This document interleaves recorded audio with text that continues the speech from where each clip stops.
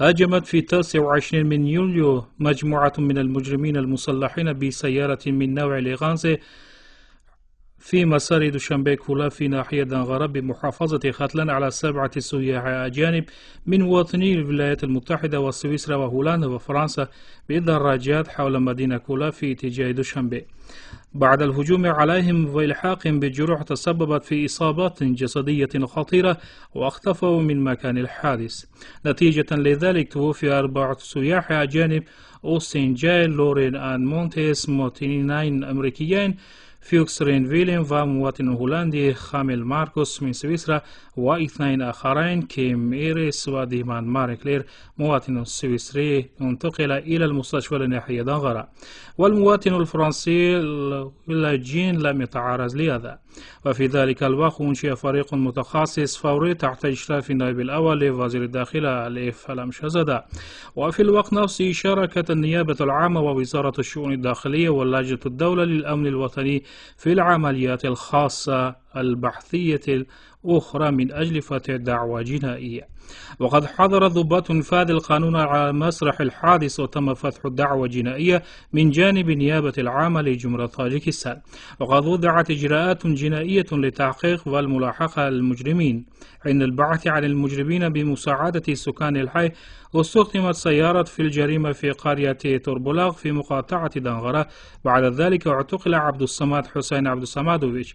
والمجرم الآخر يوسف فصل الدين صدر الدينوفيتش تم تصفيته خلال مقاومته لضباط رجال انفاذ القانون وهجومه بالفاس لنائب رئيس قسم مكافحة الجريمة المنظمة نظرزادة جيم نيم.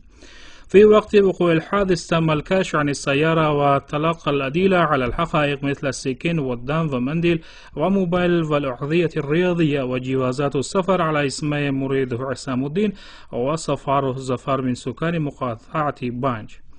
عند استنطاق المعتقل عبد الصمادوف اتضح أنه هو زعيم جماعة إجرامية منظمة. حسب بيانات عبد الصمادوف يبدو أنه عضو لحزب النهضة الإسلامي في طاجكستان، وغادر في عامي 2014 إلى عام 2015 4 مرات لمدينتي قم ومازندران الإيرانيتين، ودرس فيهما وتلقى التدريبات الإيديولوجية والعسكرية، والتقى مع أعضاء فاعلين في حزب النهضة الإسلامي الإرهابي.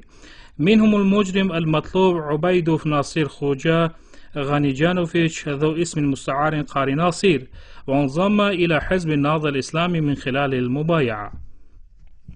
إن العامل الجنائي عبيدوف نون أليف الذي كان عضوا في المنظمة الإرهابية المتطرفة لحزب النهضة الإسلامي منذ عام 1992 هو مطلوب وفقا للمادة 187 من القانون الجنائي لجمهورية طاجكستان بهدف تقويض الأمن العام وأمن الدولة طاجكستان تحت القيادة المباشرة عبد الصمادوف عبيدوف أليف. اتخذ إجراءات جنائية ضد قوات خاصة مع شركاء آخرين، وبعد ارتكابهم جريمة كانوا يعتزمون الفرار عبر منطقة بانج إلى جمهورية أفغانستان الإسلامية والانضمام إلى الجماعات الإرهابية.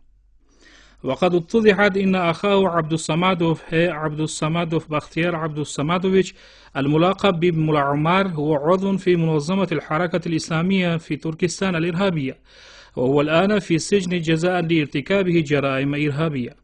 نتيجة لتنفيذ عمليات البحث والإجراءات التحقيق تم القبض على 4 من المجرمين: محمد عصام الدين وصفار زفر ويوسف جعفر الدين في قرية أسمندرة في منطقة دنغرة من قبل رجال إنفاذ القانون، وتم تصفيتهم بسبب هجوم مسلح لهم ضد ضباط رجال إنفاذ القانون في مكان الحادث.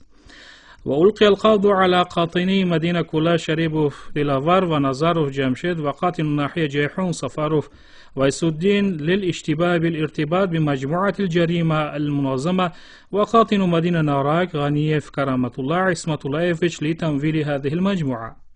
تجدر الإشارة إلى أنه تم الكشف عن الجريمة بشكل كامل، والمشتبه به عبد الصمد حسين عبد الصمادوفيتش ولد في عام 1985 من مواليد مقاطعة بانج قاطن مدينة دوشنبه.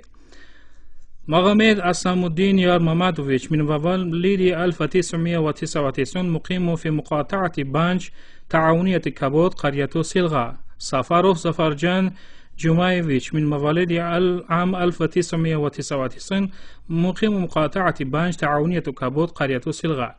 يوسوبوف جعفر الدين صدر الدينوفيتش سنة الميلاد 1997 مقيم مدينة ناراك شارع تورغنيف 14 غرفة 23.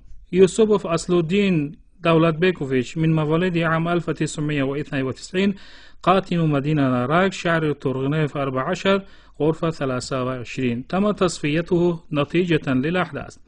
يستحق الذكر أن المعتقل عبد الصمد حسين كان قد سجن سابقا بتهمة الاختلاس في جمهورية طاجكستان وغيرها من الجرائم الخطيرة داخل الاتحاد الروسي. واتضح أيضا أن عبد الصمد حسين ومجيد عصام الدين يرمحمدوفيتش وسفاره زفرجان جومايفيتش هم من الأقارب المقربين، وأيضا يوسوبوف جعفر الدين ويوسوبوف أصل الدين هما أخوان. على الرغم من أن القضية الجنائية قد بدأت للقاتل إلا أن التحقيق لا يستبعد أي فرضيات محتملة أخرى. التحقيق في القضية الجنائية يخضع تحت مراقبة مباشرة لرئيس الدولة.